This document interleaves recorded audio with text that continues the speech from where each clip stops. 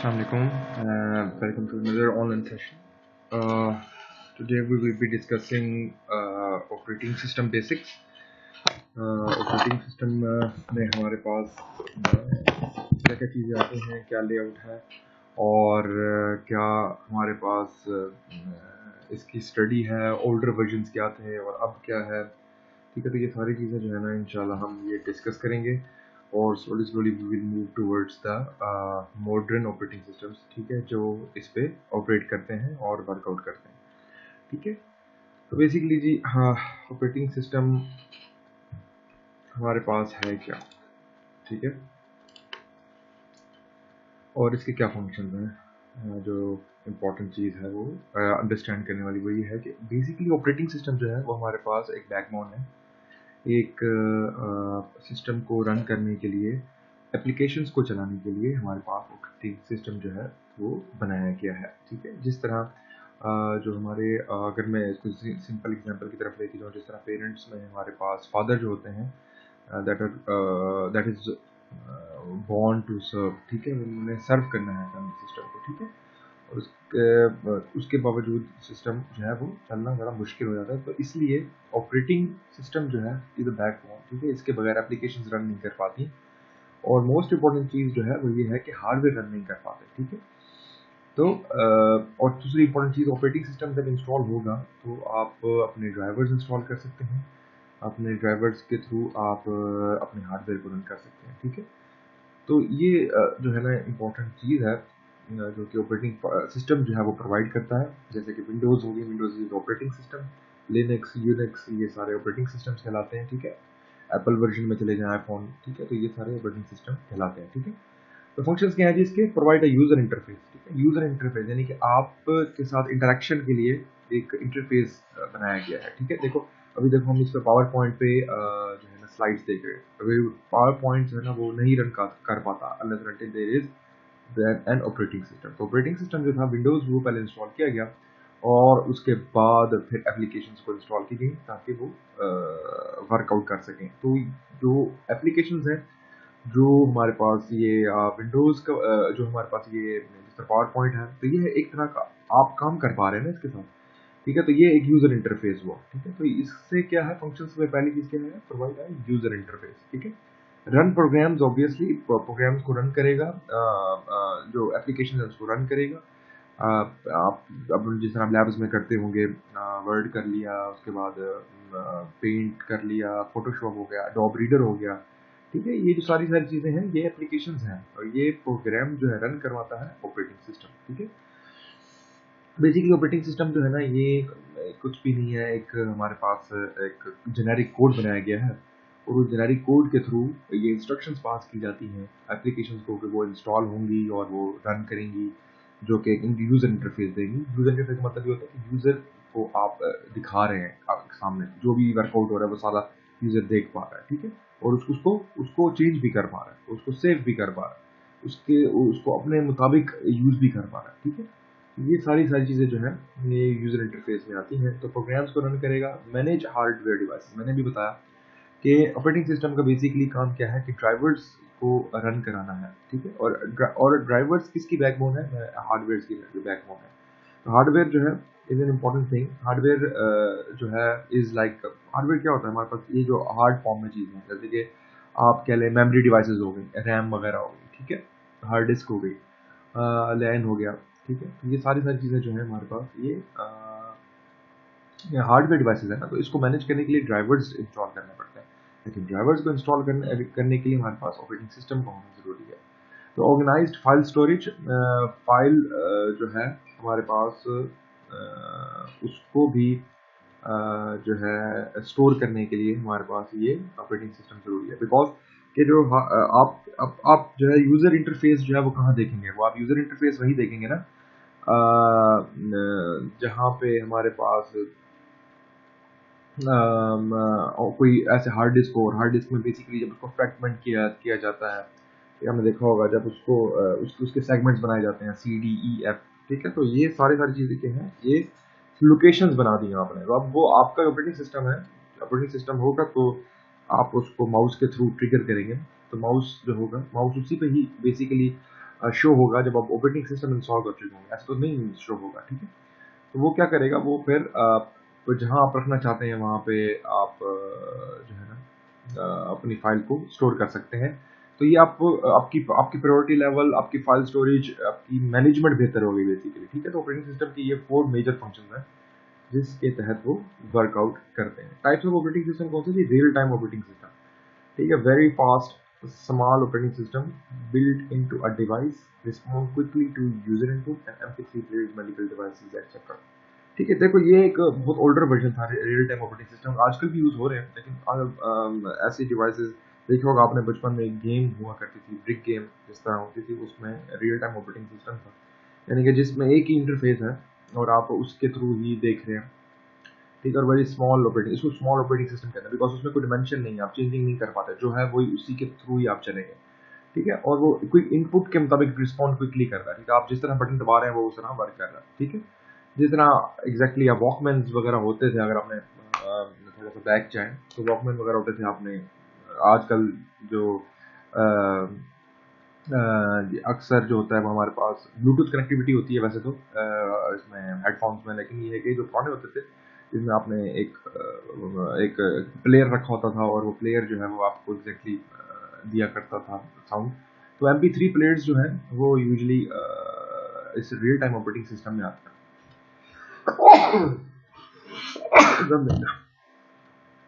तो ये MP3 players और कुछ मेडिकल डिवाइसेस जैसे कि आपने देखोगे ब्लड प्रेशर मशीन जो है वो हमारे पास रियल टाइम ऑपरेटिंग सिस्टम है, उसके अंदर रियल टाइम ऑपरेटिंग सिस्टम होता है, यानी कि आप जो कर रहे हैं उसमें एग्जैक्टली वो वैल्यू दे देगा कि कौन से नॉर्मल रेंज से ऊपर है, कौन से नॉर्मल रेंज से नीचे। तो ये एग्जैक्टली तुम कह लो कि फंक्शन टू फंक्शन वेरी करेगा और क्विकली है, मतलब ऐसा नहीं है कि आप बैठेंगे कि भाई कब विंडोज टाइप कब विंडोज टाइप जो है वो इसमें ओपन होगा, आप जैसे ही बटन दबाएंगे दैट विल पॉप अप, वो आपके स्क्रीन के ऊपर शो हो जाएगा, ठीक है। तो इसे कहते हैं रियल टाइम ऑपरेटिंग सिस्टम। ये स्मॉल ऑपरेटिंग सिस्टम जो थे ये बनाए गए पहले, ठीक है। और वो यूजली जिस तरह हैंडी डिवाइसेस होती हैं, फौरन आपने रिजल्ट देखना होता है कुछ इस तरह result in terms of your कोई भी मेडिकल या कोई भी ऐसी चीज़ जिसमें आपने फौरन से पहले अपना यूज़र के साथ इंटरेक्ट करके और वो रिजल्ट देखना चाहते हैं, तो वो इस तरह के रियल टाइम ऑपरेटिंग सिस्टम्स होते हैं। एक होता है single user single tasking operating system, ठीक है। ये टाइप सारे बता रहे हैं हम। Single user single tasking operating system में क्या है कि अब जिस तरह वो था, अब उसके बाद हमारे पास इस तरह का कुछ आईपैड वगैरह आए, ठीक है। और पैड्स आईपैड से अलावा भी थे जो पहले बहुत बेसिक हुआ करते थे, जिसमें one user works on the system perform one task at a time, जिसमें आप कनेक्टिविटी नहीं कर पाते। बेसिकली द शॉर्ट फॉर्म है कि आप कनेक्टिविटी इंटरनेट के थ्रू कनेक्टिविटी नहीं कर पाते, ठीक है। और ये take up little space on disk, run on inexpensive computers, ठीक है। जितने महंगे कंप्यूटर्स नहीं है, स्मॉल कंप्यूटर्स जो थे, जो पैड्स वगैरह होते हैं, आईपैड्स वगैरह होते हैं, उसके जो है वो थ्रू आप वर्कआउट कर सकते हैं, उसकी कनेक्टिविटी नहीं हो पाती। आजकल तो वैसे बहुत ही कम हो गया सिंगल यूजर सिंगल टास्किंग, तो आगे चल के मल्टी टास्किंग हो चुके हैं, लेकिन ये जो शुरू में थे ऑपरेटिंग सिस्टम जो थे उसमें single user single tasking operating system बनाया गया था, ठीक है। उसके बाद single user multi tasking operating system, one user perform many task at once, most common form of operating. अब ये है कि स्मॉलर से अब लेटर वर्जन की तरफ हो गई है, ठीक है। तो विंडोज एक्सपी जो है आपने देखा होगा आई और विंडोज एक्सपी ने एक तरह का काफ़ी बूस्ट अप किया, एक मॉडर्न वर्ल्ड को एक नई चीज़ दी जो कि मल्टीटास्किंग थी, यानी कि अब मल्टीटास्किंग का मतलब क्या एक्चुअली क्या है कि आप बहुत सारे multiple operations multiple applications run कर रहे होते हैं और आप साथ साथ देख भी रहे होते हैं, ठीक है। तो विंडोज एक्सपी ने ये करके दिखाया, ठीक है। उन्होंने मल्टीटास्किंग की ताकि दुनिया जो है वो बहुत सारा काम एट सम टाइम कर सके, एक सेम टाइम में कर सके, ठीक है। तो require expensive computers tend to be complex, तो इसकी प्रोग्रामिंग है इज कम्प्लेक्स, ठीक है। तो विंडोज एक्सपी जो है वो मोस्ट कॉमन ऑपरेटिंग सिस्टम है जिसको हम सिंगल यूजर एंड मल्टीटास्किंग कहते हैं। तो बाद में फिर वो मल्टी यूजर आया जब वो कनेक्टिविटी आई, ठीक है। शुरू में जो है वो विंडोज एक्सपी जो थी वो single user and multitasking operating system कहलाता था। उसके बाद आ जी मल्टी यूजर मल्टीटास्किंग। अब इसमें यूनिक्स आ जाता है, लिनक्स आ जाता है, विंडोज एक्सपी भी यूजुअली आ जाता है। Many users connect to the one computer, each user has a unique session and maintenance can be easy required the powerful computer. इसको आजकल के जो कंप्यूटर्स हैं जो कि इंटरनेट के थ्रू कनेक्ट हो जाते हैं वो सारे बेसिकली बताए गए हैं, लेकिन मोस्ट मतलब जो एग्जैक्ट टू द पॉइंट है मल्टी यूजर मल्टीटास्किंग की एग्जांपल, वो होता है आपका सर्वर। ठीक है, तो आपका सर्वर जो है वो जिस तरह आप टेस्ट देख रहे हैं, तो आपने देखा होगा कि आपके पास सबके पास एक ही टेस्ट जो है पॉपअप होता है, लेकिन उसकी जो इन्फॉर्मेशन होती है वो एक ही यूज़र के पास जा रही होती है, और वो आपका सर्वर में बैठा होता है, जो कि एडमिनिस्ट्रेशन यूजली पीसी कहा जाता है जिसको। ठीक है, वो सारी इन्फॉर्मेशन उसके पास जा रही होती है और वो देख रहा होता है वो, और वो हर किसी का जो डाटा है वो हर किसी के पीसी के साथ लिंक्ड है। इसको कहते हैं मल्टी यूजर मल्टीटास्किंग। ठीक है, मल्टीटास्किंग तो पहले ही था वो पीसी, लेकिन मल्टी यूजर करवा बना दिया बिकॉज उसकी बाकी सारे पीसीज की इन्फॉर्मेशन भी अब उसके साथ शेयर हो रही है। तो ये कहता है कि ये ऑपरेटिंग सिस्टम भी बाद में बनाए गए। ठीक है, ये लेटेस्ट वर्जन थे। ठीक है, जिस तरह मल्टी यूजर मल्टीटास्किंग एग्जांपल है कि एक पीसी है, वो उसके साथ बाकी कनेक्शंस भी हुए हैं, यूजर 2 सेशन भी चल रहा है, यूजर 1 सेशन भी चल रहा है, वो आप उसकी इन्फॉर्मेशन भी कलेक्ट कर रहे हैं, इसकी इन्फॉर्मेशन भी कलेक्ट कर रहे हैं, तो this is multi user multitasking.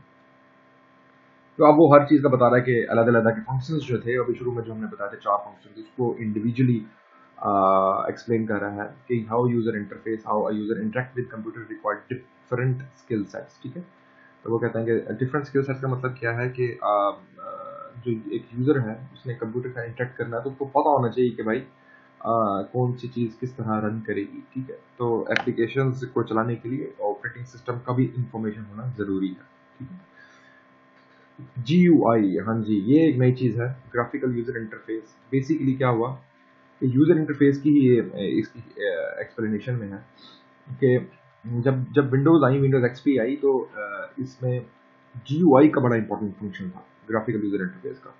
इसने हर आपके रिक्वायरमेंट को एक ग्राफिक्स की सूरत में दिखाया। ठीक है, तो कैसे कि आप देखें, हम माई कंप्यूटर में जाएंगे तो आपको वहाँ पे हार्ड डिस्क की इंफॉर्मेशन मिलेगी। ठीक है, इस तरीके से रिसाइकलर बिन जो है वो क्या है कि आपकी जो चीज़ डिलीट हो जाती है वो उधर चली जाती है। ठीक है, तो ये क्या है, ये ग्राफिक्स है। अब आपको पता है कि आपने किस जगह पे एग्जैक्टली जाना है, सेगमेंट्स बना दिए गए और आपको पता चल गया कि भाई मैंने कहाँ कहाँ से अपने पीसी को फिट करना है। इसका कंट्रोल पैनल में जाके आप प्रोग्राम्स को डिलीट कर रहे होते हैं, इंस्टॉल कर रहे होते हैं और उसको रिपेयर कर रहे होते हैं, तो मतलब इस तरह के फंक्शन। और इस तरह डॉक्यूमेंट्स होते हैं, डॉक्यूमेंट्स में आप जाते हैं, वहाँ से आप कुछ चीज़ें जो इंस्टॉल की हुई चीज़ें होती है उसकी इन्फॉर्मेशन गैदर करते हैं। तो ये चीज़ जो है जो ये एक पूरा दिया, इसको डायलॉग बॉक्स का भी नाम दिया जाता है। ठीक है, ये जो चीज़ है, जैसे कि अगर मैं दिखाना चाहूँ आपको, जिस तरह ये है, देखें अब यहाँ पे देखें, ये मेरे पास सारे आइकन्स पड़े हुए हैं। ठीक है, अब ये जो है वो पूरा एक GUI है। GUI का मतलब क्या है कि आपको ग्राफिक्स की सूरत में बता दिया गया। ठीक है, आप मतलब नेटवर्क में जाना चाहें, आप कनेक्टिविटी देखना चाहें, ये देखें आपको यहाँ पे आइकन नजर आ रहा है जो कि इंटरनेट का आइकन है, बैटरी का आइकन है। ठीक है, इस तरह ये देखें, ये स्पीकर का आइकन है। तो कहने का मतलब क्या है कि ये सारे के सारे जो हैं ये आप के ग्राफिक्स के तौर पे आप देख रहे हैं उसको। तो ये सारी ग्राफिक्स हैं, वरना तो पहले तो आपको आइडिया नहीं होता था कि actually how we will work out on the computer. तो आपको अब हर चीज़ सेगमेंटेड करके एक ऑपरेटिंग सिस्टम ने दिखा दी। तो ये कहते हैं कि ये GUI एक ऑपरेटिंग सिस्टम ने दिया आपको, क्योंकि विंडोज में था और ये सारे most common interface uses a mouse to control object. आपको माउस दिया गया और ये ग्राफिक्स नहीं आता है, आपको पता होगा भाई एग्जैक्टली किस पॉइंट पे जाना है। और यूजेस अ डेस्कटॉप मेटाफर, इसको कहते हैं डेस्कटॉप मेटाफर को कहते हैं। जिस तरह ये है हमारे पास है, ये हमारे पास एक सारा डेस्कटॉप है। ठीक है, ये डेस्कटॉप के ऊपर सारे आइकन हैं। ठीक है, इस मेटाफर कहते हैं कि जो एग्जैक्टली ऐसी चीज़ जिसने आपको ट्रेडिशनली उसके साथ कन्फाइन कर दिया है, आपको उसके साथ लिंक कर दिया है। तो अब आपको पीसी का मतलब ही एग्जैक्टली डायलॉग बॉक्स समझ आती है। ठीक है, तो ये एक डेस्कटॉप मेटाफर, यानी कि वहाँ पे सारी चीज़ें आपको पास दे दी गई और डेस्कटॉप के थ्रू आप सारी इंफॉर्मेशन को और सारे पिन पॉइंट्स कर रहे हैं। ठीक है, उसमें पॉइंट पे जा रहे हैं और आपको वहाँ से डाटा एक्सट्रैक्ट हो रहा है। ठीक है, तो शॉर्टकट ओपन प्रोग्राम डॉक्यूमेंट, आपको देखें, आप शॉर्टकट आपको पता होता है ओपन डॉक्यूमेंट। अब टास्क स्विचिंग, कितने टास्क नीचे टास्क मेरे पास बहुत सारे लगे हुए हैं, ये टास्क हम सारे स्विच कर सकते हैं। ठीक है, इस तरीके से शॉर्टकट्स आप बना लेते हैं। देखें, हमने आप फाइल के शॉर्टकट्स बना लेते हैं। स्टडी में किया, मैं अगर देखें इसको स्टडी, अब इसको मैं जाके शॉर्टकट बना लूंगा। देखें यहाँ पे ये सारी ऑप्शंस आ रही हैं। तो अब ये देखें, ये सारी सारी चीज़ GUI में आती है, पहले ये चीज़ नहीं हुआ करती थी। ठीक है, तो ये उसने कहा कि यूजर इंटरफेस आपको बहुत कमाल करती है। देखें, जिस तरह ये है, उसने दिखाया कि ये विंडोज एक्सपी का बेसिकली एक डायग्राम है, एक इमेज है। देखें, इसमें शट डाउन हर चीज़ और वर्ड और वो कहता है हर चीज़ आपको इस तरह दे दी गई है। कमांड लाइन इंटरफेसेस क्या होता है? कमांड लाइन इंटरफेस ये होता है कि जो पुराने वर्जन थे ना, उसके अंदर जब ये ग्राफिक्स का यूजर इंटरफेस नहीं हुआ करता था, ये पिक्चर माउस और ये ट्रिगरिंग और ये सारा कुछ मैंने दिखाया, ये नहीं होता था, तो वो यूज करते थे कमांड प्रॉम्प्ट। ठीक है, कमांड प्रॉम्प्ट क्या होता था कि आपके पास एक इंटरफेस होता था और उसके एक ऐसा इंटरफेस होता था जो जिसमें आपको कोड करना पड़ता था। तो वो एक स्किलफुल पर्सन होता था जो एग्जैक्टली उस पॉइंट तक जाता था, सी या डी या ई या एफ, उसको कोड का पता होना चाहिए कि वो एग्जैक्टली कोड कैसे रन करता है। ठीक है, उसको कहते हैं कमांड प्रॉम्प्ट। आजकल भी वैसे अगर आप कोई चीज़ नहीं खुल रही होती यूजली वायरसेस वगैरह की वजह से, तो आप फिर कमांड प्रॉम्प्ट में जाके खोल देते हैं। जिस तरह आप ये देखें, अगर मैं दिखाऊँ तो आप कमांड प्रॉम्प्ट लिखते हैं तो ये चीज़ आ जाती है ऐप। ठीक है, तो सबसे पहले लोग इसको यूज़ करके, मैं दिखा देता हूँ खोल के, तो ये इसको यूज़ करके ये देखें इसमें कोडिंग होती है। ठीक है, तो यहाँ से वो डी ई एफ उसकी खास कोडिंग होती है, डी ई लिखेगा, वो ई लिखेगा, तो वो एग्जैक्टली उसी आपके सेगमेंट में चला जाएगा जो कि हार्ड डिस्क का सेगमेंट है। ठीक है, तो ये पहले हुआ करते थे कमांड प्रॉम्प्ट वगैरह। ठीक है, तो कमांड प्रॉम्प्ट जो थे, इसके थ्रू आप अपनी चीज़ों को एक्सेस किया करते थे। तो ये कमांड, इसको कहते हैं कमांड लाइन इंटरफेस, जिसके अंदर आप एक लाइन के अंदर आप अपनी जो है ना वो अपनी प्रोग्रामिंग करते बताते थे और बताते थे कि कहाँ पे एग्जैक्टली वो चीज़ पड़ी हुई है। तो user type commands at a prompt, user must remember or drum. अब ऑब्वियसली यूजर ने सारी कमांड्स याद रखनी है तो ऑब्वियसली वहां तक पहुंचेगा ना, लेकिन ये है कि अब ये बाकी जीयूआईज में भी है, उसने लिख दीजिए। अभी अभी ये कोई मेरे पास जीयूआई है ना, ग्राफिकल यूजर इंटरफेस, तो उसके अंदर भी कमांड प्रॉम्प्ट है, ऐसा नहीं है कि वो खत्म कर दिए, वो रहता ही है। ठीक है, लेकिन ये कि इनिशियल पीसी यूजर्स थे वो कमांड प्रॉम्प्ट को यूज किया करते थे। ठीक है, जैसे कहीं एग्जांपल दी हुई है कमांड प्रॉम्प्ट की, उसमें वो देखा करते थे। तो ये एक इंटरफेस होता था जिसके थ्रू वो अपने पीसीज में वर्कआउट किया करते थे। कोई ऐसी चीज जो कि सामने नहीं है, ग्राफिक्स में नहीं है, वो चीज वो उठाया करते थे, उसको देखा करते थे। तो डिफिकल्ट जॉब थी और ऐसे स्किलफुल पर्सन ही सिर्फ ऑपरेट कर सकता था उस पीसी को। When running programs in many different applications, ported system call provide us consistent access to the operating system, share information between programs, copy and paste, object linking and embedding. देखें जी, many different applications जो है उसको अब support करने के लिए हमारे पास operating system अच्छे से अच्छे कर दिए गए हैं। ठीक है, जिस तरह हमारे पास विंडोज़, अगर आप 10 की बात करें, विंडोज़ 8 की बात करें, और विंडोज़ खैर 11 भी आ गई है, तो ये वो सारी विंडोज़ हैं। विंडोज़ 7 पहले थी हमारे पास, एक्सपी के बाद 7 आई थी। तो कहने का मतलब ये है कि ये सारी विंडोज़ जो है ये प्रोग्राम्स चलाने के लिए बेसिकली तो है ना, पहले तो ये ध्यान रखें। दूसरी बात है कि अब जो एडिशनल एप्लीकेशंस हैं, जिस तरह आपकी एप्लीकेशन हो गई ये अपना मीडिया प्लेयर्स की, या जिस तरह एंटीवायरस वगैरह की, ठीक है, ये सारे एप्लीकेशंस हैं। ठीक है, तो ये सारे के सारी चीज़ें अब ऑलरेडी न्यू वर्जन में इम्बेड कर दी गई हैं।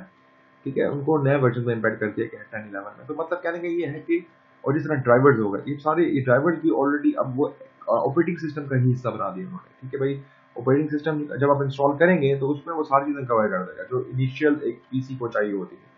तो अब जो लेटर वर्जन है वो खुद ही अपने जो है ना इंस्टॉल करके हार्डवेयर को चलाते हैं। ठीक है, तो रनिंग प्रोग्राम्स जो है वो कहते हैं आजकल और अब जब आप कुछ अब जो हम मोबाइल्स वगैरह आप यूज़ कर रहे होते हैं यूजली, उसमें अगर आप देखें तो आपके पास एक अभी कोई चीज़ आप ऐसा हायर वर्जन होगी, ग्राफिक्स का हायर वर्जन आप इंस्टॉल करना चाहते हो, वो कहते हैं ये सपोर्टेड नहीं है।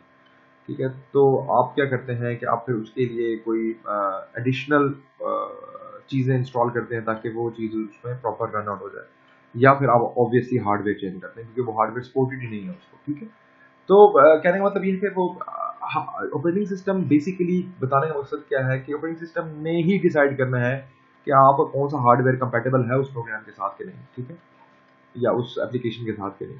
तो ये चीज़ें जो हैं ये इम्पॉर्टेंट है या ऑपरेटिंग सिस्टम की सिलेक्शन में। तो आजकल जो न्यूअर वर्जन हैं वो सारे सपोर्ट करवाते हैं उन सारे एप्लीकेशन को जो कि आने वाली हैं या उसके बाद उस वर्जन के बाद आएंगी। ठीक है, तो वो क्या करता है, उसको इंटेलिजेंटली वर्क करता है। एक तरह का, अब अगर आपने वर्ड सुना हो एआई का, आर्टिफिशियल इंटेलिजेंस का, तो वो ऑटोमेटिकली फ्यूचर को देखते हुए कि भाई इससे लेटर वर्जन और क्या क्या अभी बन सकते हैं, जो बने नहीं है ऑब्वियसली, लेकिन वो उसको सपोर्ट करने के लिए एक बैकअप दे देता है कि भाई अगर ऐसी चीज़ होगी तो इसके लिए ये आप इंस्टॉल कर लीजिएगा चीज़, तो वो आपको एप्लीकेशन चला देगी। तो कहने मतलब क्या है कि running programs many different application supported system call. अब बेसिकली अच्छा जो ऑपरेटिंग सिस्टम है उसने कंसिस्टेंट एक्सेस देनी है ऑपरेटिंग सिस्टम फीचर्स के थ्रू। ठीक है। और ऐसा ना हो कि कोई चीज़ चले कोई चीज़ ना चले। तो विंडोज़ एक्सपी जो थी उसमें मसले थे कुछ, उसमें इस तरह था कि खुद ड्राइवर्स इंस्टॉल करने पड़ते थे और ऐसा था कि उसमें वायरसेस जल्दी आ जाते थे। तो वो हमारे पास जो सिक्योरिटी थी उसकी वो इतनी ज़्यादा एसेंशियल नहीं थी, या इतनी ज़्यादा वो एसेंशियल की तो बात नहीं, लेकिन ये कि वो सिक्योरिटी उसकी बैरियर बहुत ज़्यादा थे, लूप होल्स बहुत ज़्यादा थे और जल्दी ही वो करप्ट हो जाती थी विंडोज़, ठीक है, ऑपरेटिंग सिस्टम। आजकल तो उन्होंने देखो वायरस वायरस बेसिकली क्या होता है, ठीक है, वायरस बेसिकली कुछ भी नहीं है, जस्ट ये है कि वो आप अगर कोड है तो कोड के अंदर ना वो अपना कोड थोड़ा सा मर्ज कर देते हैं, ठीक है, जिसकी वजह से क्या होता है कि वो आपका जो कोड चल रहा होता है उसके अंदर बग्स आना शुरू हो जाते हैं और वो उसमें लैग आता है या वो हॉल्ट होना शुरू हो जाता है, ठीक है। तो कहने का मकसद क्या है कि ये चीज़ें जो हैं ये वायरसेस कहलाती हैं और वायरस को ख़त्म करने के लिए उन्होंने एंटीवायरस बनाया, कुछ भी नहीं है, जस्ट मार्केटिंग पर्पस था उनका।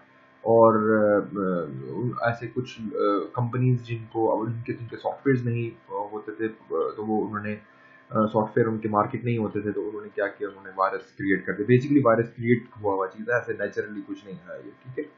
तो फिर वो लोग पीसीज में गए तो उनकी ऑपरेटिंग सिस्टम को करप्ट किया, तो फिर उसके बाद उन्होंने एंटीवायरसेस निकाले। एंटीवायरस क्या करता है कि एग्जैक्टली उसी कोड में उसी पॉइंट पे जाके वो जो उनका कोड होता है वो रिमूव कर देता है, ठीक है। इस तरह जो ऑपरेटिंग सिस्टम है वो प्रॉपर तरीके से दोबारा रन करना शुरू कर देता है, ठीक है। तो ये वो चीज़ें हैं, तो ये हमें हमेशा एंटीवायरस इंस्टॉल करना पड़ता था प्रीवियस वर्जन में, इस तरह विंडोज एक्सपी था, इस तरह इसमें इंस्टॉल करने पड़ते थे, ठीक है। अब जो होता है कि अब सिक्योरिटी एसेंशियल बहुत अच्छा हो गया विंडोज 10 में, विंडोज 8 में, वो खुद ऑटोमेटिकली ही उसको पकड़ लेता है अगर इस तरह की कोई चीज़ आना शुरू हो जाए। देखो वायरसेस आते कहाँ से हैं, वायरस या तो यूएसबी से आएगा या वो वायरस आएगा इंटरनेट के थ्रू, ठीक है। लोग अपना जो है ना वो कुछ भी नहीं होता, एक फाइल बनी हुई होती है, केबीज की फाइल होती है, उसको फ्लोट कर देते हैं, उसको मूव करा देते हैं और मूव करते करते ऑपरेटिंग सिस्टम के अंदर इन्वॉल्व हो जाती है, ठीक है। तो इसको उन्होंने चेक्स उसके चेक्स रखे, एक स्मूथ समझ हर तरह के पॉइंट पे जहाँ से वायरस आने का खतरा है वहाँ पे गार्ड्स बिठा दिए हैं, ऑपरेटिंग सिक्योरिटी एसेंशियल बिठा दिया, ठीक है। तो वो उसको हाँ वो करते रहते हैं, चेक करते रहते हैं और ऐसी कोई चीज़ है तो उसको रिमूव भी कर देते हैं। तो share information between programs, copy and paste, object linking and embedding. तो इन्फॉर्मेशन प्रोग्राम्स के थ्रू एक दूसरे एक प्रोग्राम को दूसरे प्रोग्राम की की इंस्टॉलेशन का पता होता है, उसको इन्फॉर्मेशन पता होती है, ठीक है। आजकल जो न्यू वर्जन है तो पता वो आपस में लिंक होते हैं थ्रू सम कोड्स, ठीक है। तो वो क्योंकि आपस में कंपैटिबिलिटी भी होना जरूरी है, क्योंकि अगर एक एप्लीकेशन आई वो दूसरे एप्लीकेशन को नहीं रन करने देती अनलेस एंड अनटिल उसके साथ कोई कंपैटिबिलिटी हो गया ना हो, ठीक है। तो ये भी देखा गया, तो वो कहता ऑपरेटिंग सिस्टम ने अब ये सारी चीजें आहिस्ता आहिस्ता रिमूव कर दी गई हैं। शुरू के वर्जन में ये चीज इंपॉर्टेंस थी और ये चीज देखी जाती थी कि कौन सी एप्लीकेशन किसके साथ कंपैटिबल है कि नहीं है, ठीक होगी बात। तो ये हमारे पास चीजें हैं। मैनेजिंग हार्डवेयर, ये था नेक्स्ट था, programs need to access hardware, interrupt CPU stop hardware devices access device drivers control the hardware. वही मैं बता रहा था कि ड्राइवर्स जो होते हैं वो हार्डवेयर को कंट्रोल करते हैं, तो हार्डवेयर जो है वो उसके लिए प्रॉपर जो एग्जैक्टली हार्डवेयर है उससे रिलेटेड ड्राइवर जो है वो इंस्टॉल होना चाहिए। Drivers are nothing than the application software, application software ही होता है वो भी, और उसको वो चलाने के लिए वर्कआउट करता है। Organizing files and storage, organized storage, long file names, folder can be created and nested. All storage devices work consistent. देखो अब वो कहता है कि आप वो फोल्डर बना सकते हैं, फाइल बना सकते हैं, आपको नजर आता है कि मेरे पास ये फाइल पड़ी हुई है, उसका ये नेम है। तो ये सारी चीजें जो है वो ऑपरेटिंग सिस्टम के थ्रू अब इजी हो गई हैं।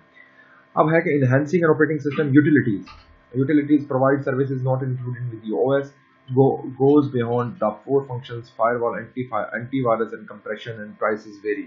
यूटिलिटीज क्या कहते हैं कि जिस तरह एक आपके रोजमर्रा की चीजें जो होती हैं जो आप उसको कहते हैं उसको यूटिलिटीज का नाम दिया गया। तो पीसी के अंदर जो यूटिलिटीज होती हैं वो यही है जो कि मोस्ट कॉमन यूज होती हैं, जैसे कि मीडिया प्लेयर्स, जैसे कि एंटीवायरसेस, ठीक है। तो ये ऐसी चीजें जो कि होती ही होती हैं। Provide services not including with the OS. अब क्या है कि अगर आपने ऑपरेटिंग सिस्टम को, वही मैं बता रहा था आपको, पहले बता दी मैंने बात, तो ऑपरेटिंग सिस्टम को आपने एनहेंस करना है तो आपने उसके अंदर वो सारी बेसिक एप्लीकेशंस डालनी है जो कि यूटिलिटीज हैं, ठीक है। तो जैसे कि आपने अब उसमें मीडिया प्लेयर्स भी डाल दिए, जैसे कि आपने उसमें अब एंटीवायरसेस भी डाल दिए, फायरवॉल, कंप्रेशन, एंटीवायरस, ठीक है। ये सारी चीज़ें आपने डाल दी ताकि ऑपरेटिंग सिस्टम जो है वो स्मूथली वर्क करे और कोई इशू ही ना हो। वो खुद ही इंस्टॉल करके दे देते हैं, ताकि आपका ऑपरेटिंग सिस्टम जो है वो कोई आप परेशान ना हो, जो यूज़र है वो परेशान ना हो उसको इंस्टॉल करने में, क्योंकि उनकी कंपैटिबिलिटी के इश्यूज हो जाते थे ना। तो इस वजह से उन्होंने अब ऑपरेटिंग सिस्टम अच्छा ही वही होगा जो कि सारी चीज़ें विंडोज़ 10 और विंडोज़ 11 जो है इसलिए अच्छे समझे जाते हैं, क्योंकि वो अब हर चीज़ इंस्टॉल होती है उसमें पहले से ही। एंटीवायरस भी इंस्टॉल होता है, विंडोज भी इंस्टॉल होते हैं, ड्राइवर सारे इंस्टॉल्ड होते हैं, तो ताकि वो चीज़ें चलती है। ठीक है, बैकअप सॉफ्टवेयर, ठीक है, तो बैकअप सॉफ्टवेयर के लिए archive files on to the removal media ensure. Basically क्या है कि आप जो फाइल्स करेंगे वो चीज़ डिलीट कर बैठे हैं, तो आपकी डाटा इंटीग्रिटी रहनी चाहिए। तो उसका बैकअप पैकेज क्या है कि रिसाइक्ल्ड बिन जो है वो उन्होंने क्रिएट की हुई है, और वो उसके अंदर जो है ना वो पर्दा करने से आप वहाँ से भी डिलीट कर देंगे, परमानेंटली डिलीट कर दें। लेकिन अब परमानेंट डिलीट करने के बाद भी आप कुछ हद तक चीज़ें रिकवर कर पाते हैं। ठीक है, तो वो कहता है कि ये जो है पीसी के अंदर ऑपरेटिंग सिस्टम के अंदर होना चाहिए, ताकि वो कोई चीज़ डिलीट हो जाए तो वो खुद ही रिकवर कर जाए, उसका अपना एक बैकअप पड़ा होना चाहिए।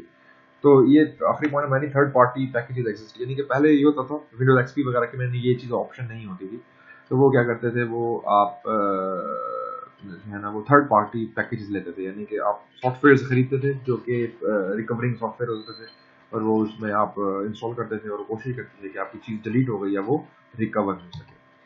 ठीक है, जिस तरह ये है हमारे पास, ये खैर विंडोज एक्सपी का ही है वर्जन, लेकिन ये इतना इफेक्टिव नहीं था, आप चीज़ें रिमूव रिस्टोर नहीं कर पाते थे, तो वो खैर थर्ड वर्जन जो थे उसको वो लिया करते थे। ठीक है, सॉफ्टवेयर से खरीदा करते थे।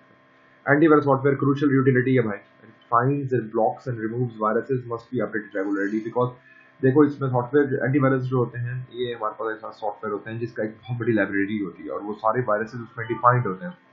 ठीक है, तो वो सारे डिफाइंड वायरस का मतलब क्या है कि ये एक तरह का यूँ समझ लो कि जिस तरह डॉक्टर के पास सारे एक अपनी फील्ड के सारी ही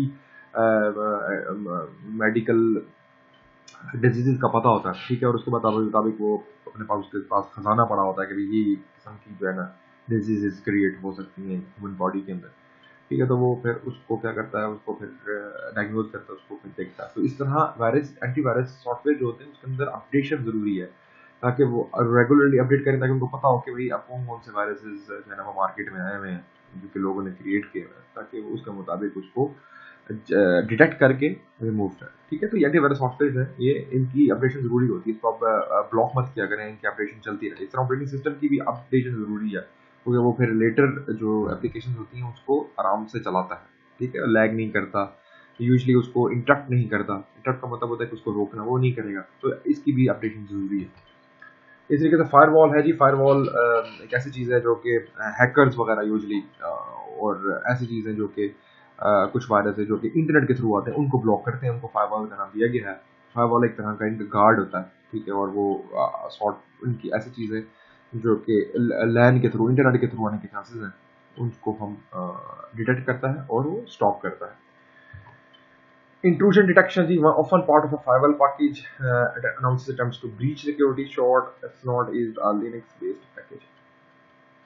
ठीक है जी, अब ऐसा है कि ऐसी चीज़ आपके ऑपरेटिंग सिस्टम के अंदर बना दी गई है कि आपको पता चला था कि भाई मेरे किसी इंट्रूडर कहते हैं कि चोर को। ठीक है ना, पीसी में लोग जब हैक करते हैं तो वो आपके कोड्स के थ्रू हैक करके और आपके लॉगिन और पासवर्ड्स के थ्रू हैक करते हैं। ठीक है, तो आजकल उसकी सिक्योरिटी और पैटर्न्स जिस तरह बना दिए गए हैं, यूजली पैटर्न्स होते हैं आजकल तो, और इवन के वो बायोमेट्रिक भी उसकी बना दी गई है, यूजली थंब के थ्रू भी कर देते हैं। तो इतना ज़्यादा उन्होंने इन्हांस कर दिया ऑपरेटिंग सिस्टम को कि अब आप जो है अपने पास मैक्सिमम सिक्योरिटी चेक्स रख सकते हैं कि भाई कोई इस तरह और बंदा जो है वो आपके पीसी को एक्सेस ना करे, आपके डाटा को एक्सेस ना कर पाए। तो ये सारे जो हैं आजकल फायरवॉल पैकेज जो है, जो गार्ड है, ये सारी चीज़ें ऑब्जर्व कर रहा होता है, देख रहा होता है। Screen savers can be crucial utility for command line systems. Prevents burn-in, merely fun for GUI systems. Screen saver decorates idle screen. ठीक है, स्क्रीन सेवर्स क्या थे? बेसिकली क्या होता है कि अगर आप का जो ग्राफिकल यूजर इंटरफेस है जो कि मेन डेस्कटॉप है, ये जिस तरह ये था, ठीक है, अब ये अगर फर्क करें चलता रहे ना तो इसकी में प्रोग्राम्स जो होते हैं ना कॉन्टिन्यूसली एक ही स्टेज पे रहते हैं। यानी कि आप यूँ समझ लें कि जिस तरह मैंने आपको बताया था कि पिक्सल्स जो हैं वो कॉन्स्टेंटली ब्लिंकिंग है on each and every position. ठीक है, देखो जिस तरह ये दिस पीसी है, मतलब ये मैं अगर पीसी स्क्रीन में खड़ा रहता तो दिस पीसी हमेशा जो है वो ब्लिंक करता रहेगा। तो यहाँ पे एग्जैक्टली इस पॉइंट के ऊपर योर इलेक्ट्रॉन्स आर स्ट्राइकिंग और वो पिक्सल जो है ना वो लिट कर रहे हैं और उसकी वजह से जो है ना ये शो हो रहा है दिस आइकन। तो अभी अगर ऐसी खड़ा रहे तो इसको कहते हैं कि जो है ना आपकी स्क्रीन बंद होने के चांसेस होते हैं। ऐसा वो यूजुअली पिछले जो डेस्कटॉप वर्जन थे उसमें होता था, जो आप बड़े बड़े मोनिटर्स रखते थे, क्योंकि उसमें पावर बहुत ज़्यादा रिक्वायर्ड थी और इलेक्ट्रॉन्स काफ़ी ज़्यादा उसमें जो है ना हीट प्रोड्यूस होती है। आजकल एलसीडीज में इतना नहीं है ये मसला। तो एलसीडीज तो सेमी कंडक्टर डिवाइसेस और इलेक्ट्रॉनिक्स की तरह वजह से बने हुए हैं, जिसमें हीट डेसिपेशन जो है ना कम से कम होती है, हीट प्रोड्यूस कम होती है। तो इसलिए मतलब आप टाइम के हिसाब से देखें, हीट तो इसमें प्रोड्यूस होगी लेकिन टाइम के हिसाब से, ठीक है। तो वो कहता है कि प्रिवेंट बर्निंग, तो वो स्क्रीन से वो जो थे वो चलते रहते थे, आपने देखा होगा, तो मुख्तलिफ पैटर्न आते रहते थे, तो उसकी वजह से ना जो डेस्कटॉप मॉनिटर्स होते थे वो usually in a cooled state में रहते थे, ठीक है। तो ये इन्हांसिंग ऑपरेटिंग सिस्टम का एक इम्पोर्टेंट फीचर था, अभी भी है लेकिन शुरू में ये स्पेशली बनाया गया था। पीसी ऑपरेटिंग सिस्टम में जो विंडोज एक्सपी आता है जी, माइक्रोसॉफ्ट न्यूएस्ट डेस्कटॉप वर्जन है। ये पुरानी बुक है ऑब्वियसली, तो फिर इसलिए वो विंडोज एक्सपी को ज़्यादा वो कह रहा है, लेकिन आजकल लेटेस्ट वर्जन भी आ चुके हैं। तो ये सारी चीज़ें उसमें इन्हांस है, लेकिन आजकल मोबाइल कंप्यूटिंग हो गया। मोबाइल कंप्यूटिंग मतलब आप मोबाइल कनेक्ट कर सकते हैं, कम्युनिकेशंस इन्हांस कर दी, मैंने डिफरेंट वर्जन्स डिजिटल में मल्टीमीडिया, लेकिन ये आजकल तो बहुत ज़्यादा एडवांस हो चुके हैं। Windows XP was the new, because पहले तो जो स्मॉलर वर्जन से रियल टाइम ऑपरेटिंग सिस्टम, उससे तो अच्छा चीज़ उन्होंने निकाला था विंडोज एक्सपी। यूनिक्स ये भी एक तरह का ऑपरेटिंग सिस्टम है, जो नाम तक 32 बिट और 64 बिट, ये अक्सर नाम सुना होगा 32 बिट और 64 bit. Very stable and fast, command line interface can cost thousands of dollars, ठीक है। तो ये भी एक कमांड लाइन इंटरफेस, यानी कि आप कमांड्स देते हैं और उसके मुताबिक वो वर्क करते हैं। यूनिक्स बनाया गया, इस तरीके से लिनक्स बनाया गया। तो very stable and fast XVG command interface is available. तो ये हल्का फुल्का इनका जो डिफरेंस बस रखा गया था, तो सेम ही थे ऑलमोस्ट ये, ठीक है। और देखेंगे इसका ये है कि हमारे पास लिनक्स का डेस्कटॉप, ये पुराने वर्जन होते थे, तो ये नीचे जो है सारे आइकन्स बने होते थे और इससे वो सारा अपना जो है ना वो देख रहे होते थे, ठीक है। मैकिन्टॉश ऑपरेटिंग सिस्टम होता था जी, based on free BSD, very stable, easy to configure, only runs on Mac hardware. Mac hardware होते हैं जो कि एप्पल वगैरह है, फोन वगैरह के, ठीक है। तो इनके लिए सबसे पहले मैकिन्टॉश ऑपरेटिंग सिस्टम बनाएंगे। हर किसी के अपने है ना, बेसिकली मुख्तलिफ कंपनीज हैं और उन्होंने अपने भी ऑपरेटिंग सिस्टम जो है ना वो निकाले हैं अकॉर्डिंग टू देयर हार्डवेयर, ठीक है। तो वो इसलिए हर किसी का अपना हिसाब किताब है। ऑपरेटिंग सिस्टम जिस तरह ये हैं, ठीक है, OX, एक ये है हमारे पास नॉस फीचर्स, नेटवर्क ऑपरेटिंग सिस्टम जिसको कहते हैं, मल्टी यूजर मल्टीटास्किंग, ठीक है, very stable, run on server से 32 बिट 64 बिट। तो मतलब कहने का ये है कि वो उन्होंने नेटवर्क ऑपरेटिंग सिस्टम को भी इन्हांस किया कि भाई अब ऐसा ऐसा ऑपरेटिंग सिस्टम क्रिएट किया जाए जो कि मल्टी यूजर हो और मल्टीटास्किंग हो, यानी कि मल्टीटास्किंग के साथ साथ मल्टी यूजर भी हो। यानी कैसे मल्टी यूजर, मतलब मुख्तलिफ इंटरनेट के थ्रू वो कनेक्ट हो और मुख्तलिफ पीसीज को भी उसका डाटा भी अवेलेबल हो। तो नेटवर्क ऑपरेटिंग सिस्टम फीचर्स डाले गए। फाइल एंड प्रिंट शेयरिंग पहले नहीं होता था, फिर उन्होंने प्रिंट वगैरह की भी ऑप्शन देने लगी, प्रिंटर्स को भी अटैच करना शुरू हो गया, ये भी एडिशनल फीचर थी।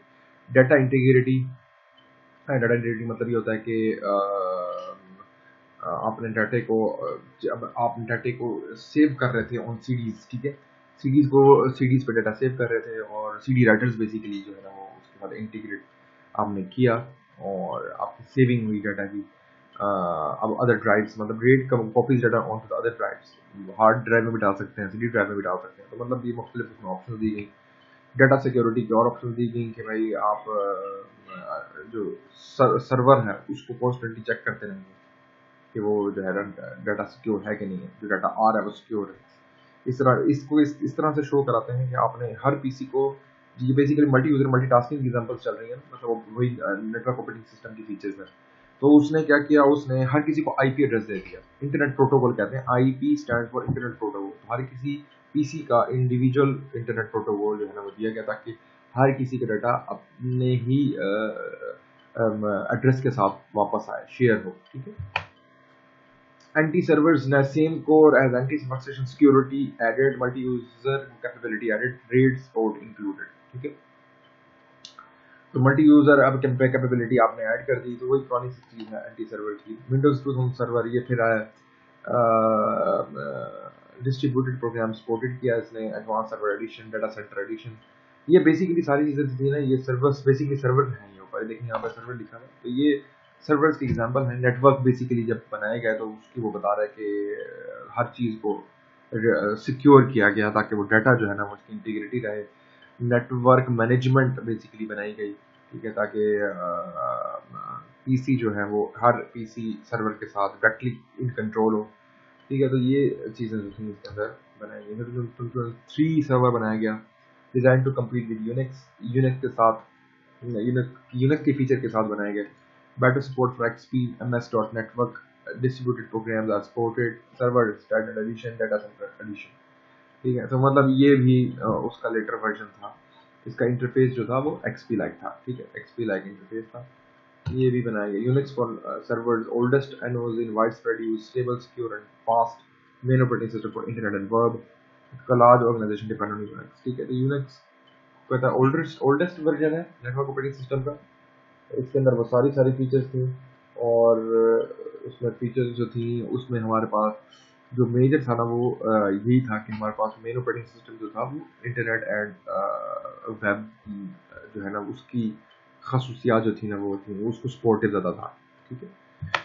Linux for server popular in small business, stable, fast, inexpensive. ये अब मतलब हर किसी के एप्लीकेशंस हैं, मतलब कि वो लिनक्स कहाँ यूज हुआ, मतलब एक बेसिकली उन्होंने ना खास पर्पस के लिए इनको बनाया, ठीक है, ताकि लोगों की जो एग्जैक्ट कम्युनिटी है उसको टारगेट किया जाए, ठीक है। ये पॉपुलर था इन स्मॉल बिजनेस वगैरह में। तो ये एक और है एम्बेडेड ऑपरेटिंग सिस्टम। ये नेटवर्क ऑपरेटिंग सिस्टम से ये है embedded operating system. Devices have EOS built in, cell phones, PDAs, medical equipment. जिस तरह आप सेल फोन्स हैं, ये एम्बेडेड ऑपरेटिंग सिस्टम है। सेल फोन जो है इसके अंदर जो आ रहे हैं वो एम्बेडेड ऑपरेटिंग सिस्टम है, स्टेबल एंड फास्ट है, ठीक है। और मेडिकल इक्विपमेंट, ये basically PDAs stand for personal data assistance, ठीक है। तो आप अपनी डाटे अपने असिस्टेंस के लिए इन चीज़ों को यूज़ करते हैं, आपके अपनी आपसे आपके आपके मतलब करीब से करीब तर है, ठीक है। सेल फोन वगैरह मेडिकल इक्विपमेंट बस फॉरन यूज़ करेंगे, तो इसको मेल्ट ऑपरेटिंग सिस्टम कहा जाता है। इसके अंदर फिर उन्होंने विंडोज एक्सपी को भी एम्बेड किया, ठीक है। ये अभी तो आप बहुत लेटेस्ट वर्जन देखते हैं ना मोबाइल में, यूजली वो शुरू से जब चलता आ रहा है ना तो वो बता रहा है कि पहले फिर ये आया, फिर एक्सपी आया, फिर ऐसे एडवांस वर्जन हुए, ठीक है। तो इस तरह करते हैं। फिर एंड्रॉइड आया, तो मतलब ये इस तरह Windows CE not based on desktop operating system, customized for each device, PD and cell phones, Microsoft Automobile will run in cars, ठीक है। अब देखो जिस तरह एक ऐसा ऑपरेटिंग सिस्टम भी बनाया गया जो कि मीडिया प्लेयर, जिस तरह कार में जो लगे हुए होते हैं ना, अक्सर आपने देखा होगा कि जो जिसमें आप साउंड बेसिकली चलाते हैं तो उसका एक इंटरफेस होता है, आप सामने देखते हैं कि इंटरफेस है, तो वो उसको विंडोज सीई का नाम दिया गया। तो पहले वही आया, फिर खैर लेटर वर्जन भी आता है, अब तो खैर वो एक तरह का स्मॉल ऑपरेटिंग सिस्टम आज बना दिया उन्होंने, लेकिन पहले तो बहुत सिंपल सा हुआ करता था, ठीक है। Palm operating system standard on Palm PDAs, लेकिन मैं पहले भी ये अच्छा हमने एक्सप्लेन किया था कहीं, तो हाथ पे यूज कर देखने के लिए कि भाई क्या है क्या, बहुत सारे छोटे छोटे काम आप देख सकते हैं, टेम्परेचर देख सकते हैं, बैटरी देख सकते हैं कितनी पड़ रह गई है, और उसके ह्यूमिडिटी देख सकते हैं, सारे फिजिकल फीचर्स देख सकते हैं। तो ये फार्म ऑपरेटिंग सिस्टम कहलाते थे। तो पॉकेट ऑपरेटिंग सिस्टम, ये भी फार्म ऑपरेटिंग सिस्टम के साथ ही था एक तरह का। आप मतलब इसको आप जो अपने पॉकेट्स में भी रख सकते थे। Can control PCs through PC, तो मतलब ये इस तरह interact securely with business networks, ठीक है। तो आप जो है ना सिक्योर अपना वर्कआउट कर सकते हैं बिजनेस नेटवर्क के साथ, ठीक है। तो मतलब ये जिस तरह पॉकेट पीसीज वगैरह होते हैं अक्सर इनके पास आप देखें ना जो मार्केटिंग कर रहे होते हैं, ठीक है, जो जगह जगह पे लेके फिर रहे होते हैं, बड़े बड़े मार्केट्स में ना जाते हैं, वो देखते हैं सर ये देखिए हमारी डिवाइस के पास आईपैड्स की पॉकेट पीसीज, छोटे पीसीज भी होते हैं, तो वो ये इनकी बात की थी, तो उसमें एम्बेडेड ऑपरेटिंग सिस्टम होता था, ठीक है। सिम्बियन शुरू में जो फोन होते थे ना, जैसे ना आपने देखा होगा वो जिसको 3310 भी कहा जाता था, 3310, वो यूजली सिम्बियन फोन इस तरह के होते थे। Phone small set phone, games, instant matching, internet, full colour display. फिर ऐसा ऐसा वर्जन इंक्रीज हुए, ठीक है। तो वो हल्के हल्के ग्राफिक्स देना शुरू हो गया, फिर चलते गया। तो इस तरह स्मार्ट सेल फोन्स जो थे उसके अंदर सिम्बियन वर्कआउट हुआ, इसके अंदर आप मैसेजिंग भी कर सकते हैं, इंटरनेट भी कनेक्ट कर सकते हैं, गेम्स हल्के फुल्के। तो ये है थोड़ा सा हमारा लेक्चर ऑपरेटिंग सिस्टम का। आपको अब इससे काफ़ी हद तक अंदाजा हो चुका होगा कि how actually operating system works. इसको पढ़ लीजिए, देख लीजिएगा, और इंशाल्लाह हम कोई सेशन क्रिएट करेंगे, उसके अंदर क्वेश्चन आपसे पूछ लेंगे। आप टिल इंटरनेट पे भी ईमेल में भी थ्रू पूछ सकते हो, व्हाट्सएप के थ्रू भी पूछ सकते हो, और कोई फिजिकल लेक्चर होगा तो उसके थ्रू भी पूछ सकते हो। तो up till यहाँ तक. All for now. Thank you.